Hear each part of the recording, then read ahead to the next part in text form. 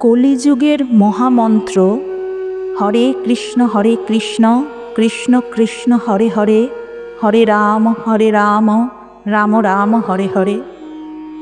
এই নাম শ্রবণে এক মা কিভাবে আপন সন্তানকে হারাচ্ছেন, আবার এই নামই সেই জননীর কোলে সে তার সন্তানকে ফিরিয়ে দিচ্ছে। কখনো বা এই নাম পাপাচারী দুরাচারী মাতাল দুই ভাইকে মুক্তির পথ দেখাচ্ছে, আবার এই নাম শ্রবণে কিভাবে নরকের কীট যারা স্বর্গ লাভ করছে। এমনই সব গল্পের ডালি নিয়ে এসে গেছি রবিবার ঠিক 10টায় প্রেম ও প্রার্থনা চ্যানেলে তোমাদের সকলকে স্বাগত জানাতে। সর্বশেষে যে কাহিনী আমি শোনাবো তা আমার স্বচক্ষে দেখা, নিজের এক বড়ই কাছের মানুষের সাথে ঘটে যাওয়া এক ঘটনা। এই নাম শ্রবণে কিভাবে তার মুক্তি ঘটল তাই তুলে ধরব তোমাদের কাছে। বন্ধুরা, আমি আপন অন্তরের মাধুরী মিশিয়ে কাহিনী সকল তুলে ধরছি, আশা রাখছি তোমাদের হৃদয়কে তা স্পর্শ করবে।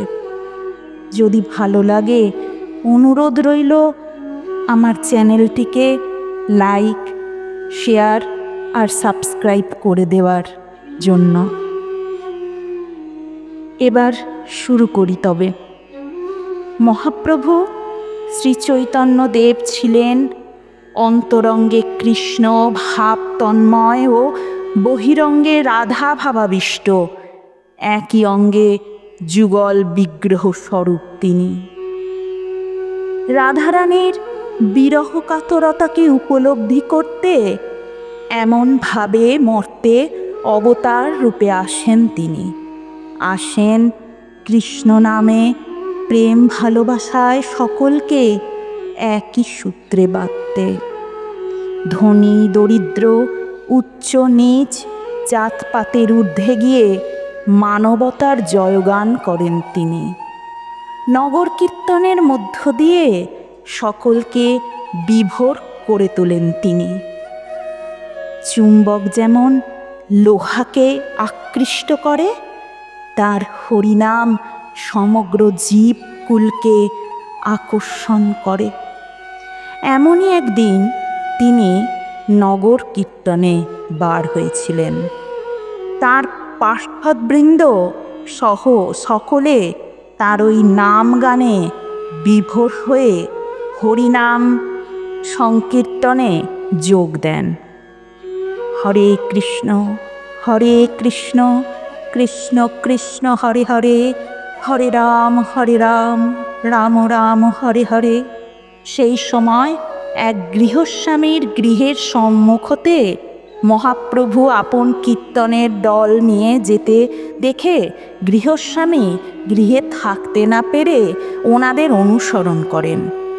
ওনার স্ত্রী ওই নামে আবিষ্ট হয়ে এক মনে হরিনাম করতে করতে কুটনো কুটতে থাকেন। আর সেই সাংঘাতিক অঘটন ঘটিয়ে ফেলেন তিনি। লাউ কোটার বদলে আপন সদ্যজাত শিশুটিকে বটিতে টুকরো টুকরো করে কুটে হাঁড়িতে বসিয়ে দেন তিনি। কীর্তন ধ্বনি শেষ হবার পর তার স্বামী গৃহে ফিরে এসে দেখেন রক্তে উঠান ভেসে যাচ্ছে। ওনার স্ত্রী চোখ বন্ধ করে এক মনে তখনও হরিনাম করে চলেছেন। খোকা নেই। মহাসর্বনাশের আভাস পেয়ে স্ত্রীকে ধাক্কা দিয়ে হুঁশ ফেরান ও প্রশ্ন করেন, খোকা কই? এত রক্তই বা এলো কোথা থেকে? এক সন্তান হারা মায়ের আর্তচিৎকারে বুক ফাটা কান্নায় চারিদিক কেঁপে ওঠে। ওই হাঁড়ি নিয়ে এক মা আপন সন্তানের প্রাণ ভিক্ষা চেয়ে মহাপ্রভুর নিকট হাজির হন। তখনও তাদের আশ্রমে হরিনাম কীর্তন হচ্ছে। সন্তানহারা জননীর আর্তনাদে সেই কীর্তন গান থেমে যায়। সেই মা বলতে থাকেন, দেখুন প্রভু, দেখুন কি সর্বনাশ টানা করেছে আপনার এই হরিনাম। কি এমন নাম যা শুনে আবিষ্ট হয়ে আপন সন্তানকেই কুচি করে হাঁড়িতে চাপিয়ে দিয়েছি প্রভু। সর্বনাশা নাম আপনি বন্ধ করুন। আমার সন্তানকে ফিরিয়ে দিন প্রভু, ফিরিয়ে দিন।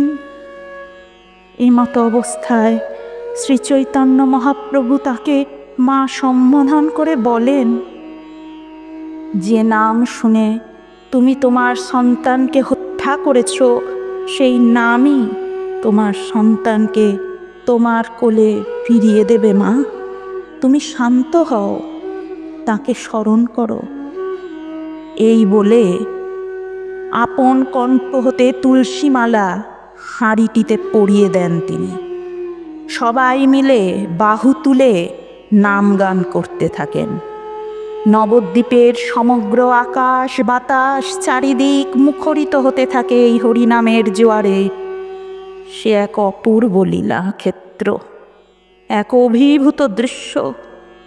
হঠাৎ হাঁড়িটির মধ্য হতে শিশুর ক্রন্দন ধ্বনি শোনা যায়। হাঁড়িটি নড়ে ওঠে ক্রমাগত। ফিরে পায় আপন সন্তানকে সেই জননী। অন্যদিকে জগাই মাধাই নামে দুই ভাই ছিল। জগাই, যার পুরো নাম জগন্নাথ, মাধাই তিনি মাধব, যারা লম্পট এবং মাতাল ছিলেন। তাদের জ্বালায় সকলে অতিষ্ঠ হয়ে দিনাতিপাত করত।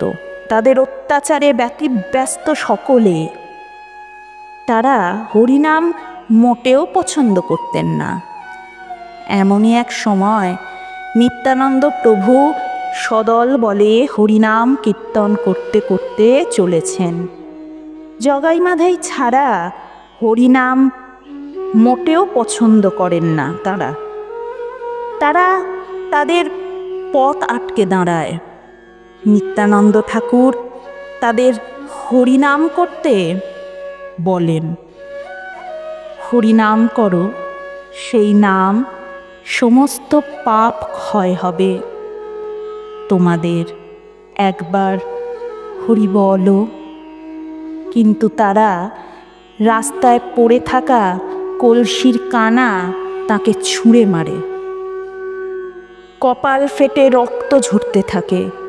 তবুও নিত্যানন্দ প্রভু তাদের হরিনাম করার জন্য বারে বারে অনুরোধ করেন। এমতো অবস্থায় মহাপ্রভু খবর পেয়ে সেখানে এসে ওই পাষণ্ডদের মারার জন্য সুদর্শন সুদর্শন বলে হুঙ্কার দিলে নিত্যানন্দ প্রভু শ্রী চৈতন্যের পদকমল ধরে তাকে শান্ত হতে বলেন। তাকে মনে করান কলিযুগে তিনি চক্র ধারণ করবেন না বলেছিলেন, শুধুই হরিনাম সংকীর্তনের মধ্য দিয়ে প্রেম ভালোবাসার বন্ধনে সকলকে বাঁধবেন। ততক্ষণে জগাই মাধাইয়ের মদের নেশা গেছে ছুটে। তারা মহাপ্রভুর পায়ে এসে পড়েছে। কিন্তু মহাপ্রভু বলেন তারা নিত্যানন্দের কাছে ক্ষমা চেয়ে নিক। ক্ষমাপ্রার্থী জগাই মাধাইকে আপন বুকে টেনে নেন নিত্যানন্দ প্রভু আর ভাসতে বলেন হরিনামের সাগরে। সেই থেকে তারা মাটিতে গড়াগড়ি দিতে দিতে হরিনাম করত। তাদের মতো যারা দুষ্ট পাপিষ্ট ছিল তারাও এই নামে নিজেকে ভাসিয়ে দিয়েছিল। মধুর এই নাম শ্রবণে পাপীরাও যে কিভাবে মুক্তি পায় তারই একটি কাহিনী এখন তুলে ধরছি। এক সময় দেবর্ষি নারদ মুনি ভাবতে লাগলেন, এই যে কৃষ্ণ নাম সকলে জপ করছেন, এই নামের মাহাত্ম্য কি? তিনি তার ভাবনার মায়াজাল কাটতে ব্রহ্মা, বিষ্ণু, মহেশ্বরের শরণাপন্ন হন। কিন্তু তারা এর উত্তর খুঁজতে যমরাজের নিকট যেতে বলেন। যমরাজ এমন প্রশ্ন শুনে মুচকি হেসে তাকে সেখানে নিয়ে যান যেখানে পাপীদের শাস্তি দেওয়া হচ্ছে। নারদ মুনি সেই পাপীদের কষ্ট পেতে দেখে হে কৃষ্ণ বলে ওঠেন। সেই ধ্বনি পাপীদের কানে যাওয়া মাত্রই তাদের পাপ হতে মুক্তি ঘটে ও তারা স্বর্গে যাত্রা করে। নারদ মুনির প্রশ্নের মায়াজাল কেটে উত্তর পেয়ে যান। হরে কৃষ্ণ নামের মাহাত্ম্য কি! এতক্ষণ তো যুগাবতার মহাপ্রভুর কাহিনী, পৌরাণিক কাহিনী গল্পাকারে তুলে ধরলাম। এবার বন্ধুরা এক সত্য ঘটনা তোমাদের কাছে তুলে ধরছি। আমি ছোট থেকেই আমার ঠাম্মা অর্থাৎ ঠাকুমার বড়ই কাছের ছিলাম, বড়ই প্রিয় ছিলাম। বলতে পারি ঠাম্মা ছিল আমার best part of my life. তিনি যখন মৃত্যুশয্যায় শায়িত তখন আমার বয়স 24-25 হবে। সেই সময় প্রতিটি রাতে আমি আমার ঠাম্মার চিৎকার শুনতাম। প্রথমেই বলে রাখি, আমি কিন্তু ছোট থেকেই আমার ঠাম্মার কাছেই ঘুমাতাম। কিন্তু ঠাম্মার যখন অবস্থা খুবই খারাপ, কাউকেই তিনি চিনতে পারছে না, কিছু মুখ দিয়ে বলতেও পারছে না, খাওয়া এক প্রকার বন্ধ, চামচে করে জল খাওয়াতে হয়। এমন পরিস্থিতিতে প্রতি রাতে শুধু হে কৃষ্ণ বলে চিৎকার করে মানুষটি। তার সাথে বলে ব্যথা ব্যথা, অথচ আমাদের কাউকে চিনতে পারে না, কোনো কথা বলতে পারে না। ঠাম্মার অনেক কালের স্বাদ ছিল ঠাম্মা দীক্ষা নেবে, কিন্তু দাদু আমার একটু নাস্তিক প্রকৃতির হওয়ায় তার হয়ে ওঠেনি। স্বামী স্ত্রী যেহেতু একসাথে দীক্ষা নেওয়া উচিত তাই। কিন্তু নিজের জীবন সঙ্গিনীকে মৃত্যুশয্যায় শায়িত দেখে দাদু স্থির করে ঠাম্মার ইচ্ছা পূরণ করা প্রয়োজন। আশ্রমের মহারাজ, যিনি কখনো কারো বাড়ি যেতেন না, তিনি আমার কাছ থেকে সমস্ত ঘটনা শুনে আমার প্রিয় মানুষটিকে চিরকালের জন্য বিদায় দেবার সময় যে আমার মনের অবস্থা, চোখের জল,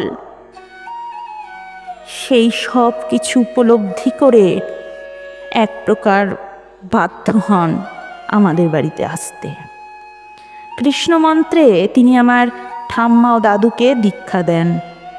অদ্ভুতভাবে যে মানুষটি কাউকে চিনতে পারছিল না, ব্যথা ব্যথা হে কৃষ্ণ ছাড়া কিছুই বলতে পারছিল না, সে মহারাজের দেওয়া মন্ত্রগুলি সঠিক উচ্চারণ করে বলছে। মহারাজ ঠাকুমার কানে দিচ্ছে সেই মন্ত্র, আর ঠাম্মা সেই মন্ত্র স্পষ্টভাবে বলছে। সে দৃশ্য ভোলার নয়। সেই দিন রাত থেকে ঠাম্মার কৃষ্ণ ব্যথা ব্যথা কোনোটি বলেনি। তার 2 দিন পর স্বামী বিবেকানন্দের জন্মদিনের দিন 12ই জানুয়ারি আমাদের সকলকে ছেড়ে চলে যায় পরলোকে শ্রীকৃষ্ণের চরণ কমলে। এসো বন্ধুরা, সবাই মিলে কলিযুগের এই মহামন্ত্রে নিজেদের ভাসিয়ে দিই। সকলে মিলে বলে উঠি, হরে কৃষ্ণ কৃষ্ণ কৃষ্ণ হরে হরে, হরে রাম রাম রাম হরে হরে। সকলে ভালো থেকো, সুস্থ থেকো। নমস্কার।